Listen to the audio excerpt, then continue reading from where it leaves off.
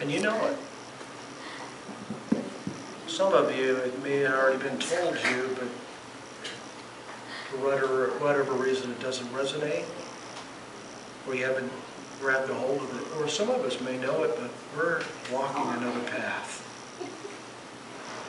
We're just walking another path. I've been there, where I know the path that God's called me to, but I'm not really purely, I'm not really after God's design for my life.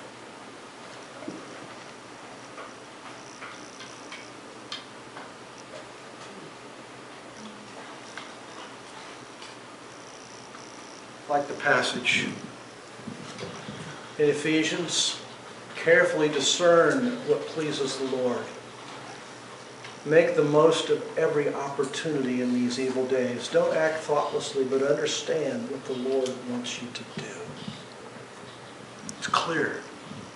It's a clear, clarion call. There's things pressing in. There's evil pressing in.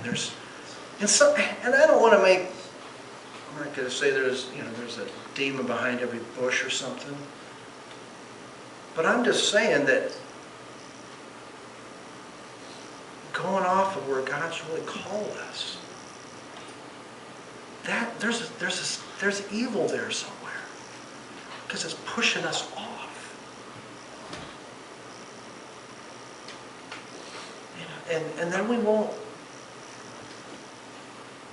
I have a GPS on my phone. Okay. Some of the people that went are laughing because it's not the most reliable GPS. It worked okay, but the phone has other things in it, and it was saying that it wasn't happy about roaming at that point when I was trying to find my way. And so I was kind of stuck between two, going this way or that way. And if I would have went this way, I'm not sure how many miles out of the way I would have went. And how many miles out of the way are we? And in that moment, it doesn't seem like it. I don't know. It's hard to know the decision until you get clarity, because the signs weren't clear to me. I'm talking about, maybe that's where we are in our life. The signs don't look clear to us, but there's clearly different paths. So I slowed as much as I could, and Carrie was following me, and I sort of went between. And it freaked her out, I think, a little bit. We haven't really had this conversation yet. Phones don't work. It wasn't sort of between, we were between. But she followed me in the in-between place. Much to our dismay. Nobody else was in between. They were all going. It's cathartic to get it out. To cleanse yourself. It's good. Let's get this thing out. Get it behind us. We were between 70-mile-an-hour cars on both sides. this is on the highway. But there was a gap, and there wasn't cars there for just a way bit there, and that was good. So we made it. Because I had some concerns too.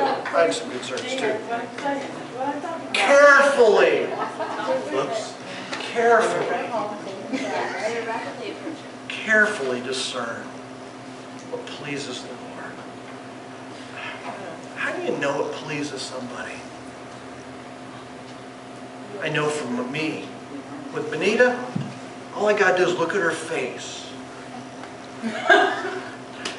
Her face tells me if she's pleased or if she's not pleased. Do you know what I'm talking about? You have enough relationships.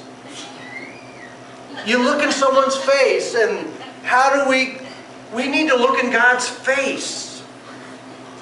We need to press into His face, into His person, into who He really is. Many times I find myself seeking His hand, and I'm not going to find the answer in His hand. That's right. I need to seek His face. Seek an intimate relationship with Him. And like I said, this is a daily sometimes plotting, walk to do this. Have you ever, boy, I feel like this is God. You almost resonate with you and you say, it's got to be God. 5 days later, you question if it's God. You know what I'm talking about. That, Yeah. but we got to keep getting in there. You just don't all of a sudden, oh, now it's settled. We live in evil days. Carefully discern what pleases the Lord. Make the most of every opportunity.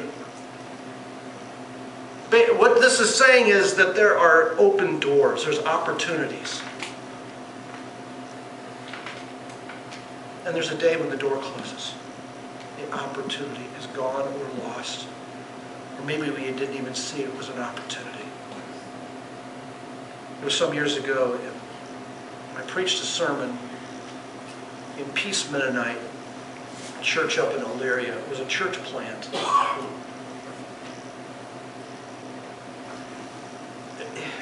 It was more of a sharing, just for 10 minutes. And it wasn't really a sermon. And it became clear to me as I was going over my thoughts. The reason that most Christians do not reach beyond themselves, truly reach beyond themselves and make a difference in the world, is that most Christians are too caught up with their own problems and their own life. And whatever that would be, that we can't get beyond us. The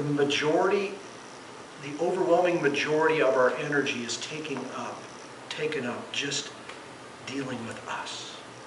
That we can't get beyond us. And I saw it. That's evil. If Satan can shut down the Christian, the opportunities are squandered. That's evil. Don't act thoughtlessly. In prayer, approach life. Consider heavily our decisions. But understand what the Lord wants you to do. Great passage. That all Ephesians 5 is coming to a conclusion. This is really in the do section of Ephesians about what we ought to do. The first chapter or so of Ephesians talks about who you are. Some of us are human doings before we know who we are.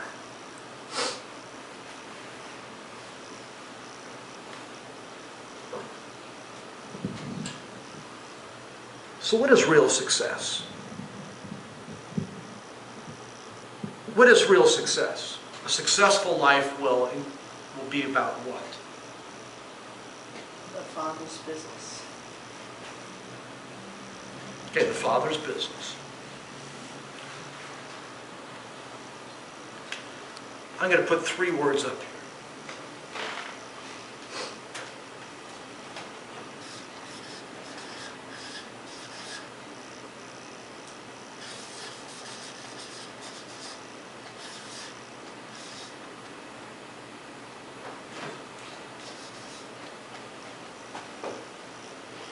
To know and to grow and to sow. To know my purpose in life. I believe it's hard. How can you be successful if you don't know why you were born, if you don't know your purpose in life? It's to know your purpose on this earth. That's the first ingredient towards success. Or else we're heading off in all sorts of directions, hoping maybe we'll hit something. And we're wandering and meandering. Next is to grow then to our full potential. And that takes a lifetime. Nobody has reached their full potential.